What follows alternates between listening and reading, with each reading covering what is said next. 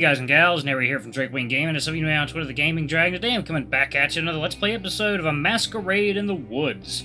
So yeah, before we jump into it, just wanted to let you know that our Patreon is now up for as little as $5. Y'all can help support the channel and get some awesome rewards like full permanent access to our community Discord server and access to our upcoming Not Safe for Work videos. All those for as little as $5, y'all. Anyway, alarm chain, you are up, and let's go. Alrighty. I press it to my lips and throw my head back. God, it's so sweet! I shiver, rolling my tongue. Mason snickers, taking the flask back and downing a big gulp himself. Could be worse. I guess. Could be mint. What? You don't like mint? Not alcohol. I had an awful experience with it a few years back. Barely taste the alcohol when it's mint. Mason grins, rolling his neck before resting his head against the stone support. But that's the best part, man. Shep loves that shit. Mint chocolate, mint ice cream? He trails off, smirking. Guess old people just love mint, huh? I can't help but chuckle with him. Hey, what happened to the prince dude? Mason asked, looking between me and the river. River keeps her focus on the big dog, not bothering to turn around. Raccoon shot him. Mason turns to me. Right? I sigh, nodding. Did you kill him? River stops, her ear turning towards us. I can't tell if she'd prefer if I said yes or no. No, I don't think so. Didn't look like it. Mason nods, screwing the cap back on the flask and sliding it down in his back pocket. Shame. Could have dumped his corpse in the river if you did. I stroked my paw along my neck. I feel like there was enough death tonight as it is. I've been here for 3 days and I've already got 2 people killed. I shake my head. I don't want to think about that right now. I don't want to think about any of this right now. I said I turned to the possum, clearing my throat. So, the smoke canisters were your idea? I point a claw down at his pocket, where the outline of the hip flask sits. Same black tape as the canister I threw back at the mill. Not to mention the writing on that one. Mason glances down at it, shaking his head. Nah, Shep got a hold of those. I just painted them. I raise an eyebrow. What? They looked rad as fuck, didn't they? What? They looked rad as fuck, didn't they? He gives me a smug expression. I shrug, but let out a small chuckle and nod. Yeah, I guess. Gotta get some more of them, though. I think those were the only ones we had. Wanna come with me? What? Right now? Yeah, why not? I look back over at Lucas and River. I don't know. Nebby knows what she's doing. He'll be fine. She'll get him to the hospital, no problem. Right, Nebby? She simply responds with a quick thumbs up. I'll drive you back to Lou's place after, don't worry. Plus, you really want to keep working after everything that went down tonight? I open my mouth to answer, but before I can, the sound of tires rolling down the gravel road outside fills the room. River notices it too. She quickly ties off a piece of gauze, tossing the roll aside. Mason just as quickly straightens himself against the pillar, crossing his arms. It's like a parent.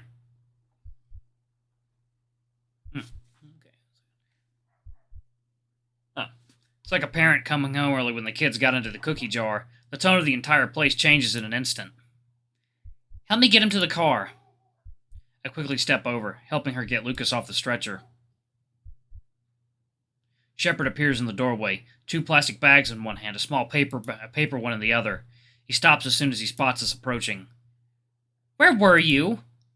The hyena cocks an eyebrow, lifting his thumb to point at the car outside and opening his mouth to answer. Whatever, it doesn't matter. We carry Lucas towards the door, the tall beast now blocking the exit. How bad is it? Bad, she answers in a flat tone, heaving Lucas's left arm over her shoulders to adjust her grip as we stop in front of the hyena. She pauses, closing her eyes. It's clear how exhausted she is after tonight's events. I don't blame her. He needs a hospital. Shepard tenses up. We can't risk that, not after tonight. Shep, no, he needs to go. It's bad. Doc, you know we can't risk. Oh, fuck the risk. He stays here, he'll have permanent damage. She reaches back into her back pocket, the steel handle from earlier peeking out, but Shepard raises his tone in response. Giant's been hurt while out hunting. You take him to the hospital now, we blow our Who gives a fuck about our cover? Lou is seriously hurt. Lucas knew what he was getting into. He doesn't need you fucking it all up. It's the first time I've heard him call Lucas by his name. Their tones immediately make it clear they've had similar arguments before, or at least heated arguments in general. This is what being a hunter means. That's what we signed up for. That's the risk we all take. It's like, water time. Or coffee time, I should say.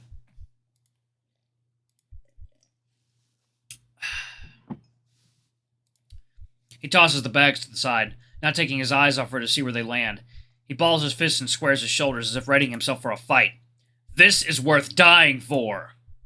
That's very fucking rich coming from you. She pulls the blade free of her pocket, clutching it tight between her behind her back. Where were you tonight, huh? Because we were all out there risking our fucking lives while you sat cooped up in here like a fucking coward.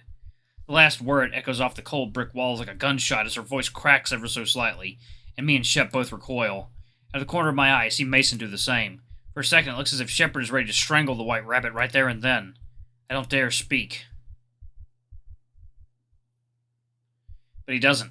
He stays still, stoic as ever, as if carved out of stone, eyes fixed on River. A moment of silence, which feels like hours, passes as River stares up with the most fiery glare at the tall beast, her teeth-bared nostrils flaring. She forced some composure, swallowing hard. We don't have a choice at this point. He needs to go to the hospital, tonight. Shepard huffs in frustration, clenching his jaw, eyes finally leaving her and darting to the side. This is amateur. We're better than this. All this could have been avoided if he just... He lifts his digit toward me, eyes back on the rabbit, talking as if I'm not even here. And whose fault is that? River retorts in an icy tone. I can see the hyena's shoulders tensing harder, his breathing growing heavier. His implications hurts more than I'd like to admit, and certainly more than I let on, even if it is deserved. Mason suddenly clears his throat behind us, drawing their intense stares towards him. What if we just keep it off the record?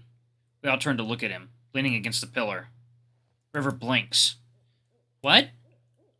You know, like when you took Stripetail there. Chicken under a different name. I add, my voice quieter than I had intended. Or not check him in at all. You want to sneak him in through the back door? The possum nods with a small shrug, not quite meeting Shepard's eyes, but looking off to the side gently. I mean, if River works there, she wouldn't be too out of place if we were caught. I don't work nights. You should. You should. Would make nights like these easier on your sleep. Could you fucking not?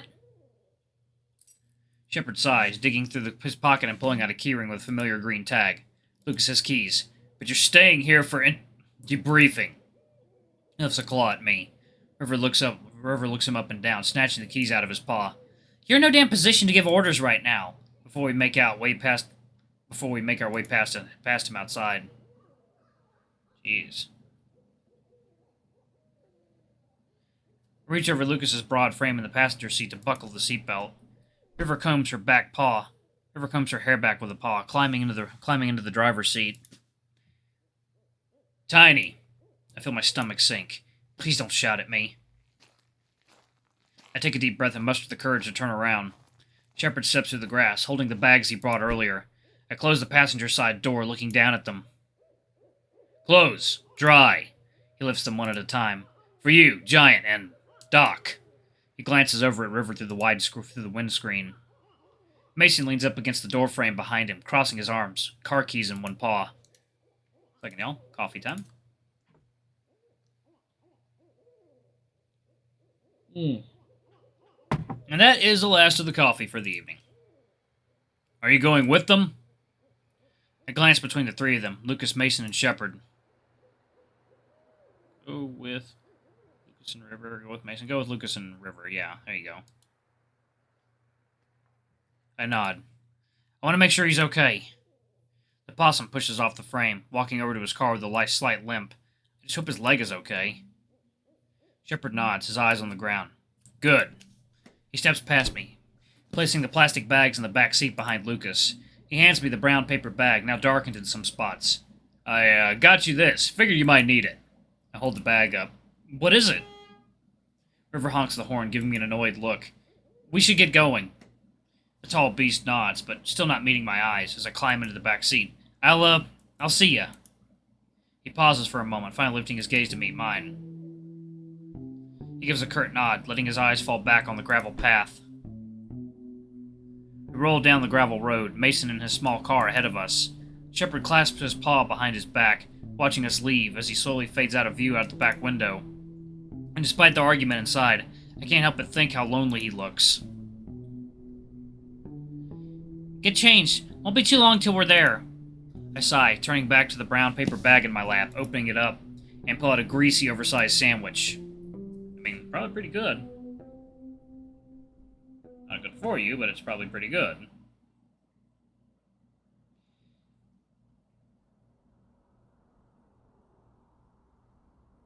I fiddle with my claws for the little keyring on Lucas's belt, untangling the glow stick from its hoop. River, meanwhile, struggles to get the t-shirt over his head. We parked on the backside of the hospital, and pretty much immediately get set to getting Lucas changed. Luckily, the big dog seemed to start waking up on the way over, and even more so after having a few bites of my sandwich. Once his large ears finally flop through, the opening glides over his bruised nose. Me and River grab onto either side of his shirt, pulling it up over his bulked shoulders. She leans forward on her toes, licking her thumb and reaching up to clean the last bit of black makeup off his face. Then she steps back, wiping her brow. Can you walk? Lucas slowly sways his head over, squinting down at her. He nods. Alright, good. I'll get changed too. Cody, keep an eye on him. Make sure he doesn't fall over or something.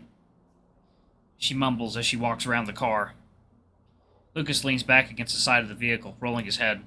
You okay? He hiccups, a low rumble escaping his throat. Headache. Chest hurts.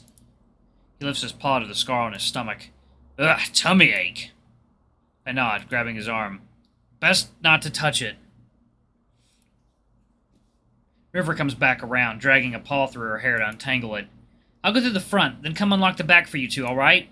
I nod, looking towards the big building. She lifts her paw to point. Door's over there, see it? Yeah, are there any cameras? Not around the back. Okay, we'll wait over there then. She nods, giving Lucas a quick glance before jogging off.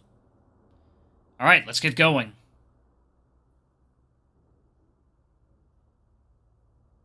I help Lucas sit down on the large box next to the back door, taking a seat beside him with a heavy sigh. What happened? I run a paw through my hair, wishing I knew.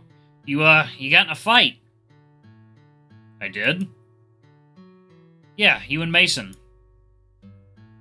Against who? A bad guy, big canine.